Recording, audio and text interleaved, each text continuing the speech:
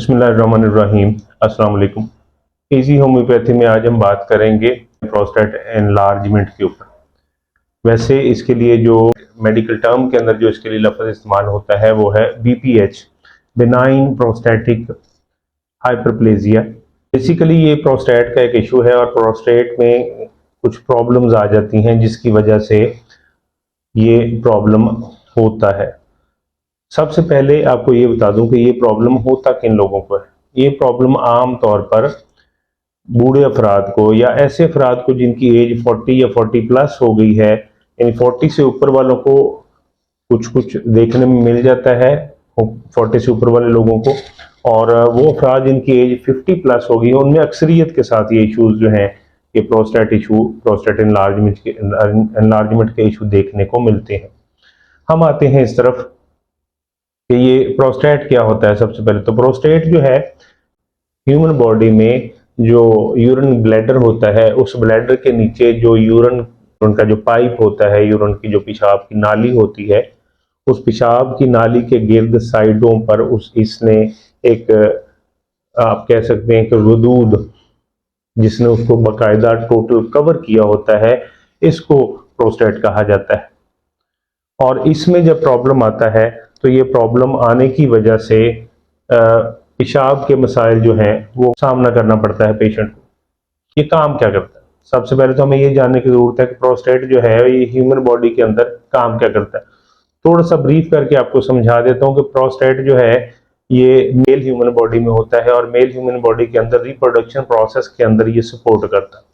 बहुत सिंपल सा आपको समझाता हूँ कि जो रिप्रोडक्शन सिस्टम होता है उसमें जो मटेरियल जाता है या जो मटेरियल एक्सट्रैक्ट होता है, उस मटेरियल की प्रोडक्शन जो है उसमें इसका हाथ होता है या उसमें इसका अमल दखल उसका होता है, जिससे ये सारा अगला प्रोसेस मुकम्मल होता है। इसमें दो मरतबा एक्टिविटी होती है, या जब प्यूबर्टी आती है यानी सने बलूगत को मेल जो है वो पहुंचते हैं, तो ये जो प्रोस्टेट है ये अपना काम करना शुरू कर देता है। और फिर एट द एज ऑफ 25 जब वो पहुंचता है तो उस वक्त तक ये काम करता रहता है और काफ़ी हद तक ये मटेरियल जो है ये जनरेट कर चुका होता है। हाल बताइए कि इसकी एक्टिविटी से, इसके मूव करने से या काम करने से कान जो है कोई पेन फील नहीं करता, कुछ भी नहीं होता, वो ये प्रोसेस अपना करता रहता है। इसके मसाइल कब नमूदार होते हैं, ये कब पता चलता है? इसके मसाइल का पता चलता है आफ्टर द एज ऑफ 40, 40 साल की एज के बाद इसके मसाइल जो है नमूदार होना शुरू होते हैं। 40 साल की एज के बाद और अक्सरियत 50 साल की एज के बाद। अब सबसे पहले तो हमें ये देखना है कि इसके मसाइल होते क्या हैं। इसमें प्रोस्टेट के अंदर दो तरह के मसाइल होते हैं। एक कहलाता है, पहला प्रॉब्लम उसको कहते हैं प्रोस्टेट एनलार्जमेंट, और दूसरा प्रॉब्लम जो है उसको कहा जाता है प्रोस्टेट कैंसरियस या प्रोस्टेट कैंसर। प्रोस्टेट एनलार्जमेंट क्या होता है? प्रोस्टेट एनलार्जमेंट में आपको यूं समझाता हूं कि हम सपोज कर लेते हैं कि ये यूरिन ब्लैडर है और इस यूरिन ब्लैडर से यहाँ से आपका जो यूरिन पाइप है वो गुजर रहा है ह्यूमन बॉडी के अंदर। जब ये यूरिन पाइप है तो यहाँ पर इस यूरिन पाइप के ऊपर जो है ये प्रोस्टेट मौजूद है। इसका साइज आमतौर पर बहुत थोड़ा सा साइज होता है, एक वॉलनट जिसे हम अखरोट कहते हैं, अखरोट का साइज जितना होता है ये यहाँ पर ये मौजूद होता है और यहीं पर ये रहता है और अपने सारे प्रोसेस, सारे काम परफॉर्म करता है। अब इसमें प्रॉब्लम कब आता है या कैसे आता है? जब इसमें प्रॉब्लम आता है तो ये क्या करता है, ये इसकी ग्रिप जो है, इसका साइज जो है, जब ये बढ़ जाता है यूरिन पाइप के ऊपर तो यूरिन पाइप जो है वो टाइट हो जाता है। आप ऐसे ही समझ लें जैसे कोई पानी वाला पाइप है तो वो पानी उससे गुजर रहा है, प्यार से आपने उसको पकड़ा हुआ तो गुजर रहा है पानी।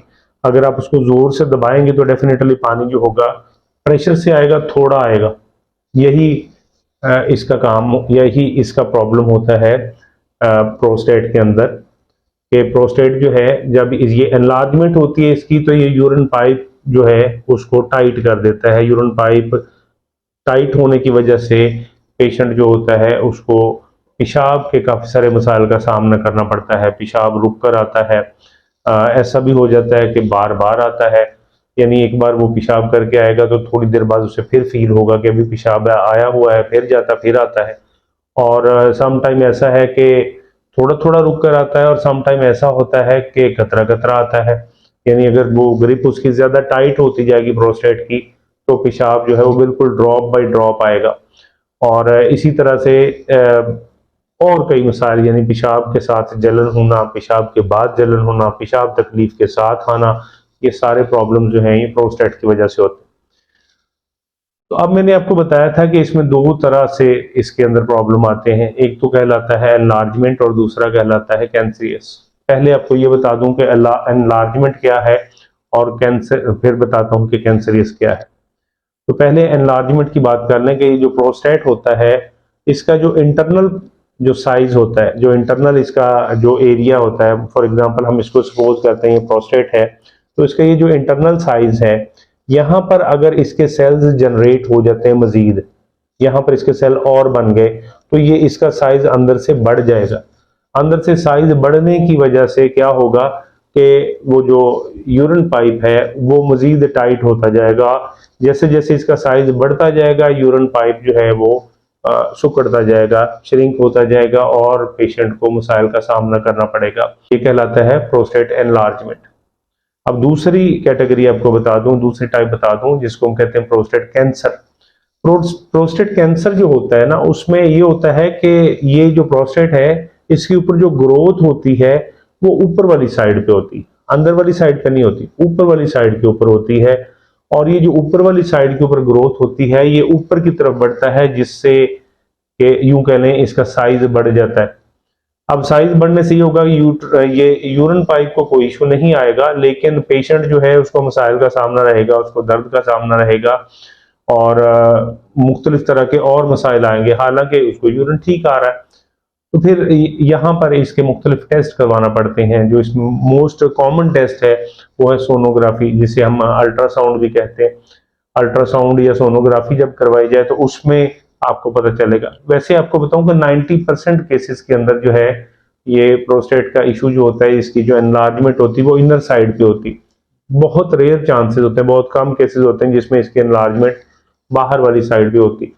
अगर तो बाहर वाली साइड पर एनलार्जमेंट हो रही है तो फिर हमें टेंशन लेने की, बहुत ज्यादा टेंशन लेने की जरूरत है, केयर करने की जरूरत है, घबराने की, केयर करने की जरूरत है। ठीक हो जाएगा इंशाल्लाह मेडिकेशन लेंगे तो।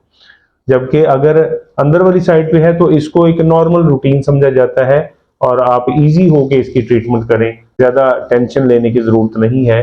आपका ये मसला जो है आसानी के साथ हल हो जाएगा।